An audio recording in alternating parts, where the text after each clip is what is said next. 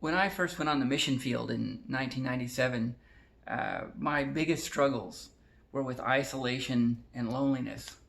I mean, one, when I first went to the country, I didn't speak the language, but the real issue was being cut off and feeling isolated from my friends and family back home.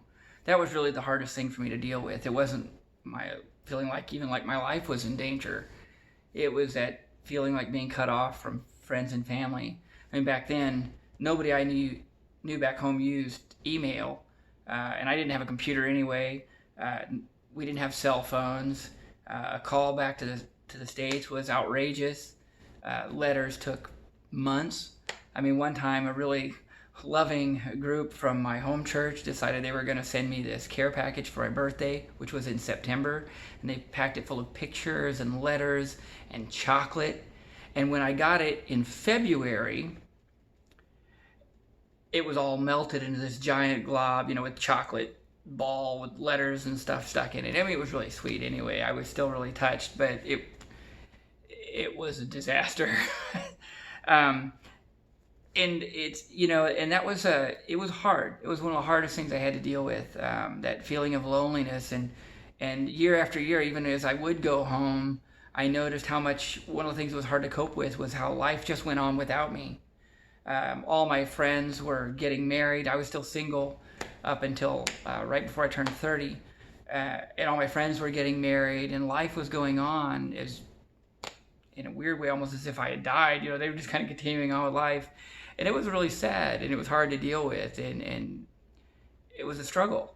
And yet, that struggle helped forge me as a missionary. It pushed me, the isolation and loneliness, it pushed me to learn the language quickly because I wanted to have people to communicate. It forced me to get outside and be with people and to forge new friendships, not just friendships because I was just trying to do ministry, but because I genuinely wanted friends and to genuinely to link up with people and to care about them and let them speak into my life and me speak into theirs and to be vulnerable around them because I wanted to be a genuine part of the body of Christ in the new culture. And so it helped me. So my loneliness and isolation, in the long run, it really helped me to adapt and to be a part of the culture. I ended up leaving the field for a while because I got married and had a couple kids. And then in 2008, my wife and I moved back on the field with 2 children. And it was a whole different experience because now all of a sudden, we had email, and like everybody I knew had email. We had smartphones, we had Facebook and social media and like Netflix. And so it was like you could easily kind of quasi stay connected with everybody and see what was going on and see pictures and talk to people. And you could even watch some TV from the States. And that brought a whole new set of problems, a different type of loneliness, and a different type of just sometimes there could be that temptation to withdraw, to stay connected. And I even seen that with new missionaries. Sometimes that temptation to stay connected to everybody back home, sometimes it keeps us or prevents us from releasing the U.S. and prevents us from attaching ourselves and connecting in the new culture. And even though it's a good thing, it's great we have all these tools to stay connected with people back home, but I feel like you have to balance it out. We can't spend so much time connecting with people back home that we're not connecting in the culture where we live. And for me, anyway, there was that, and then there's this thing called FOMO, which is a fear of missing out, and it's a real thing. And that's where, you've had a really bad day, maybe things are going wrong, maybe you've had guns waved in your face, or immigration turned you down again, or someone you've been really ministering to, you feel like they stabbed you in the back, you're going through a hard time. And you're scrolling through Facebook or something like that, and you're seeing pictures of people's vacations or nice things they have. And maybe this never happens to you, but maybe you find yourself like, well, Lord, why couldn't I have had a more comfortable calling? And hopefully that's not you. But, when I would find myself in that place, the Lord would always bring me back to John chapter 21. In John chapter 21, there's a real famous story. It's after the resurrection. Jesus already appeared to the disciples several times, and yet Peter is still struggling. He feels bad about, denying Christ. And Jesus, he takes John and some of the other disciples. They go out fishing. Jesus appears on the lake shore, and he's like, hey, I made you guys breakfast. And they all come in and they eat breakfast.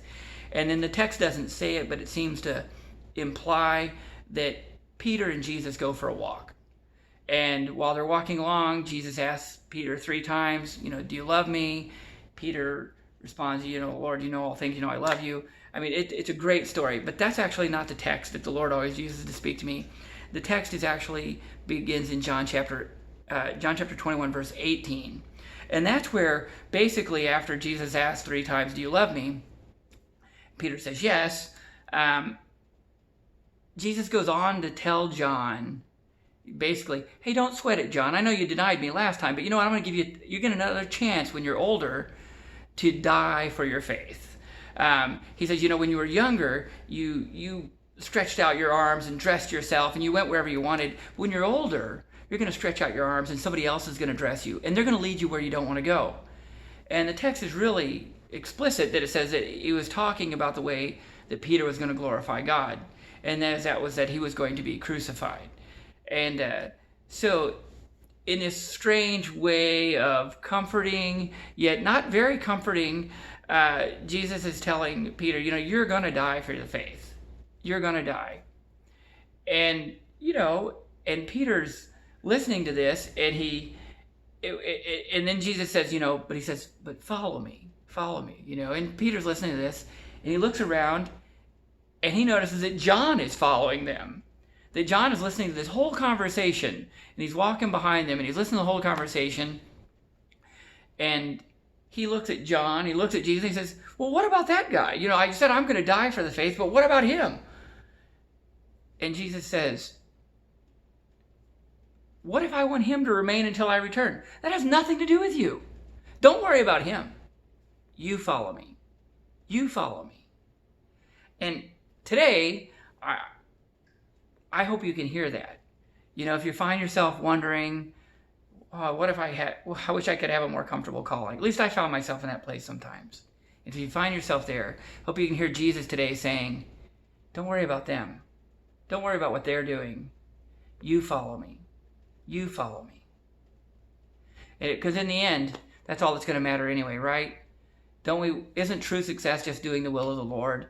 And what we really want to hear in the end is, well done, good and faithful servant. That's what I want to hear.